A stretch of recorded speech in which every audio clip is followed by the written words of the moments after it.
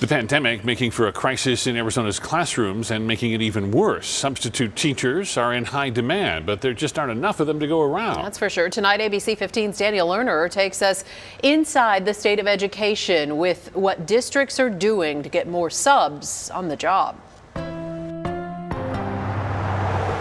Trevor Brown High School in the Phoenix Union District. It's where Jeffrey Schofield spent 26 years teaching ESL students. How many times I would be called on my prep period to do what they called emergency coverage. He retired from the district in 2019, planned to sub when he could, until COVID. It's just, I don't feel it's safe in the classroom, and that really affected my decision. What has the demand been like for substitutes? This year, it is insane. I would say every single day I get 2 texts, 1 or 2 phone calls, and a couple emails. Monica Gelman started subbing in the Kyrene district 4 years ago. She tracks their COVID dashboard closely, turning down more jobs than she accepts. I'm just not willing to risk bringing home a virus to get my kids sick, even if they're fine. That's 10 days out. It's an issue Arizona's largest substitute teacher contractor, Educational Services, Inc., deals with daily. We have so much more pressure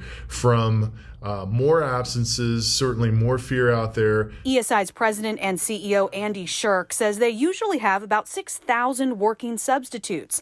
Last year, that number was closer to 3,800, and so far this year, the numbers are also trending low. We just don't have enough substitutes to cover all of those openings. ESI says many districts are taking steps to grow and sustain their sub pools.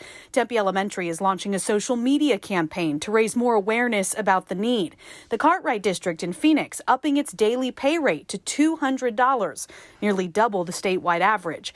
And Dysart Unified in the West Valley is looking to bring back a guest teacher incentive program, giving subs who work more during a set period a cash payout of up to $3,100. It's not a good situation for anybody. And yet another concern now a little more than a month away when Arizona's law banning mask mandates takes effect.